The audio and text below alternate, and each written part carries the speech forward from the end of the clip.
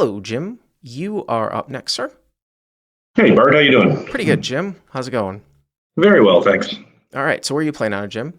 This is out of Elements Casino Brantford in Brantford, Ontario. Oh, okay. Yeah, when you sent me this email and you said it was from Elements Casino, I had to look that up.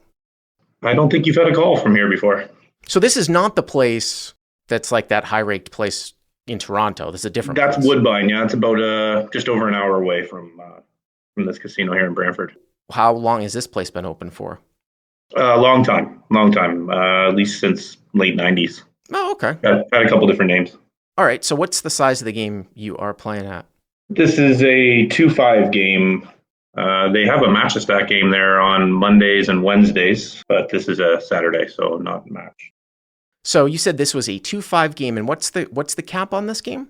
$1,000 cap. All right, so 2-5, 1K cap, CAD. That's right.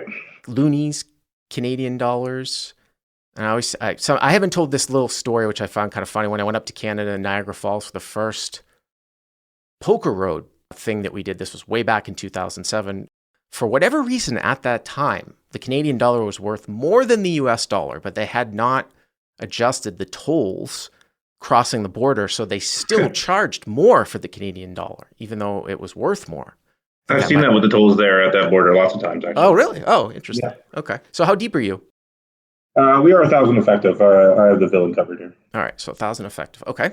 Little background on the villain. Just a guy I don't know him. Sat down probably about an hour or two before, and I did notice a little with his raise sizes. I mean, was regular 2-5. I saw him straight open to 40, and then when there was a straddle on, he had opened to 25 at one point. So it was just a little all over the place. Yeah, a little all over the place in the size, and that's all I really knew about him. Okay. So there's two limps, under the gun limp, mid position limp, and then the villain in the cutoff raises to 30. So MP and under the gun limp, cut off to 30. Okay. And then it folds to me in the small blind. I have king of clubs, queen of spades. King of clubs, queen of spades. Okay. And I decided to 3-bet up to 125. To 125. So this one's obviously pretty close here, right? Probably on the cusp. I mean, did you think about folding? Yeah, I mean, it was not going to call, so it's a folder 3-bet, and it just seemed like when I saw him open to 40 straight before, I just feel like this was probably lower part of his range, so I figured a 3-bet was in order here. So you took his raise sizing to mean because it was 30 that it wasn't all that strong, whereas I would have actually looked at this, Jim, a different way. I mean, it's good that you noticed that, right? Sometimes he was raised. Some guys telegraph like their raise sizes, right? Like straight to 40 would be like pocket sixes, pocket sevens. However, in this case, though, I think I would fold off the cusp hands here because I would make, as a baseline assumption that this should be stronger because he's raising over two people. I've got no problem like 3-betting a cutoff open with king queen off from the small blind, but I don't think it's that crazy for a guy to raise to 30 over two limps if you're using a standard 20 open and then adding $5 for the limps. Right? Yeah, that's what I would have been doing in that spot. So right. So that's why I would probably do more folding than 3-betting here. I mean, I don't think it's the worst 3-bet in the world, but that's what I would have looked at here, just in this particular situation. Yeah, that makes sense. Yeah. All right. So you 3-bet it up here to 125, just over 4x. Okay. Yeah, the limpers get out of the way, and then the cutoff quickly calls. Now here, the rake in the drop is pretty high. I mean, the people from Toronto called in. They were like, "Oh, it's insane." It is. So this place is a little closer to my house. I do go to Woodbine quite often. That's the 10% up to 20. This place is 10% up to 15. Wow, still a lot. Although I will keep saying it's crazy though when you compare that. Because it's a rake, which is a percentage of the pot up to a certain amount, you could still make a case that that's still a better deal than a flat California drop where they take 7 no matter what the size of the pot is, which is just absolutely insane, which is why I always drive into people that are playing in California, non-Indian, that you got to get up to the $5 blind level to overcome that. All right, so 260 to the flop, okay? Yeah, 260 the flop, and it's queen of diamonds, 9 of diamonds, 7 of diamonds. Queen of diamonds, 9 of diamonds, 7 of diamonds. Hero has king of clubs, queen of spades. So obviously flops top pair, but no diamond in their hand, okay? Yep, and I decided to check this over to the cutoff, and he bets 105.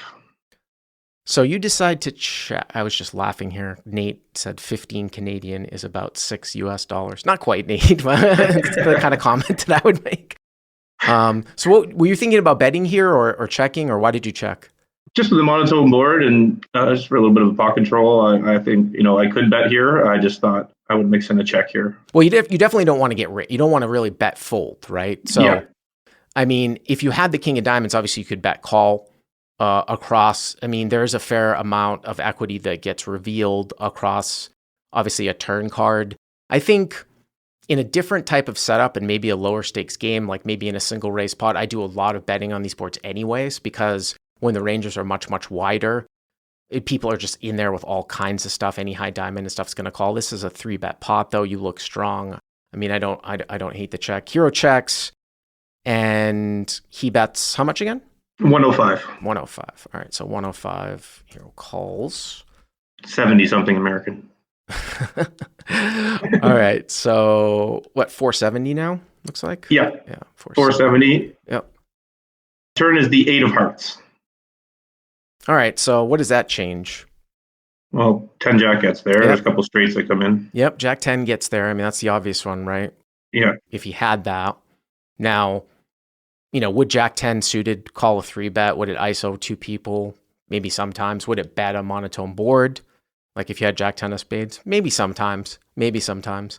Turns the 8 of hearts, okay? Yeah, I check again, and the cutoff bet's 250. So, cutoff bets 250 here on queen 9-7, all diamonds, turns an 8. Hero with, again, 3-betting out of the small blind with king of clubs, queen of spades. If you make this call, the pot's going to be like 970 here, and you guys will have about, just like 400 to 500 left? Yeah, right? I think I said it was 1,000. I think he was 1,100 effective because he has 520 left on the river. So 520, right, because he's the effective stack. So, just under a half pot size bet. I mean, that's important for a threshold type of situation here, because at a certain point, when the stacks get shallower enough, you should just be check raising all in or folding, right? Yeah. But with a half pot size bet, I can get on board with it. Where this might be approaching, and I actually don't, I remember picking this hand here, Jim, but I actually don't remember what ends up happening, like with a lot of these hands, because I try to wash over at the end of the results. And one of the things that's kind of going off in my mind here is if you call, right, and then you get a blank river, like say like the deuce of spades or something like that, and you check and he shoves, what is your plan? Are you playing that CLP like Fifth Street Chicken where you're going to lean towards his action as opposed to the board not changing at the end? Yeah. He looked a little uncomfortable, but I don't try to read into too many tells. But yeah, I mean, that's, I kind of wanted to see what would happen on the river here. So you call. I call, that's correct, yeah. So now the pot is 970, and again, we established that he's got 520 left. Let's see if we see a clean river. What's the river here? It's the 3 of spades. What did I say it was going to be? 2 spades. Oh, wow, okay. I was just trying to pick a random brick. So, random brick. Queen 9-7, again, 3-bet pot. Hero 3-bet. A little bit of a loose 3-bet here to 125. Guy defends. Queen 9-7 monotone. Hero plays a little bit pot control line. Check 105 call. 470. Turns the 8 of hearts. Hero checks. Cutoff bets 250. Hero calls 970. River is a 3. I assume that you check, right? That would be the only thing that makes sense. Okay, so yep. Checks. And he does shove for 520. So cutoff all in for 520, which means that the pot looks like it is just about 1,500, and it's 520 for the hero to call. So we'll call it about 3-1 that you are getting.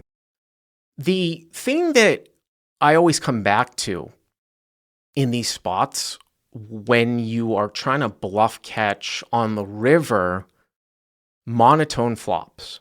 So it's like a whole thing, like a monotone flop, and you play a hand in this manner is you would think the primary bluff, right, that someone's going to hold in their hand in a given situation would be something with the ace of diamonds in it, right? A single ace of diamonds.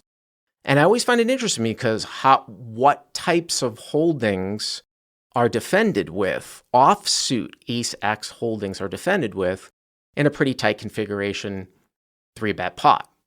No, there's not many. Right. So, if a guy's folding off ace jack off, ace 10 off, you don't have it, right? Ace queen, I don't think would be played this way. You wouldn't think so. I don't think ace queen with the ace of diamonds would be played this way. I don't think it liberally just bluffs off at the end. It might just check it back. And then you have ace king, right, with the ace of diamonds. Mm-hmm. Maybe, but sometimes a lot of guys are going to check that back on the flop, and it's not necessarily a hand that you need to start bluffing with, which is like the non-nut pair, right? 2 overcards and the non-nut pair. So, we get a call like this every once in a while, like maybe once a year, where you're trying to, say, bluff catch against what is, an ace of diamond, a single stiff ace type of holding where the flush doesn't come in. And if it's in a 3-bet pot, there aren't that many, offsuit aces that are called pre. Now, obviously, he could have flopped the flush, like, ace 10 of diamonds, something like that. And then I would look at this and it's like, you only have 520, so are there more hands that can liberally shove here but flushes? I mean, I think the answer is a clear yes, right? If he has any set here, why wouldn't you play it this way, right? Yeah, or Jack 10, yeah. Jack 10 sets. So, I mean, there's a lot of value here that you're looking at. There's a lot of value hands if you count them up, including flop flushes, sets, and there probably aren't that many bluffs. And if you were to count them up, like as a ratio, you need to find, like, say, like 1. I mean, you're getting 3-to-1 here, right? So you need to find what, more than 3 times. Well, you need to find 1 bluff to every, say, 4 value hands, meaning like, you need to be good here 1 out of 4 times. And just saying, like, how many ace X a diamond, like if there's like 2 or 3, let's say there's 2 hands, if that just has a stiff ace of diamonds, like ace king with the ace of diamonds, or ace jack with the ace of diamonds that defended, 2 or 3. How much value is out here? I mean, you've got 3 sets of queens, 3 sets of 9s, 3 sets of 7s, some jack 10 suited, and then all the flop flushes. I mean, the pot odds are a situation where you're getting 3-to-1, but I don't hate folding here. I would say it's probably pretty close getting 3-to-1. Yeah, this is the reason why I called in the hand. When I played it, I didn't think too much about it. And when I started looking back at my notes after, I thought, yeah, this was probably not a call. I did end up calling. And he turned over 6 of diamonds, 6 of clubs. Wow. Yeah. So he turned a straight draw with a baby flush draw and went for it.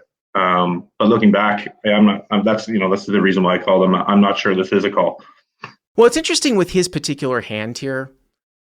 Like, does he need to bluff that hand at the end? And what I mean by that is that can you have some hands here that are played this way that are not pairs that contain a high diamond? Like, if you had ace king with the ace of diamonds or ace king with the king of diamonds, are you always betting the flop? No, not always, no. And, talk about like calling across turn, like you call across turn for 250. If I have some showdown value here with 6-6 in this particular spot that beat some non-paired hands that might get here, and I can't get you off of king queen, right? then the play might be to check this back and take your showdown value. So I'm a little bit surprised here by this one at the end. Now, there are certainly situations where small pairs are supposed to start a bluff and go all the way through it, but I can see this scenario where you might not end up with a pair here, some of the time. Yeah, I think it made more sense, 2 black 6s or something, maybe for a bluff here. Yeah. All right. Well, thank you very much for the call. I appreciate it.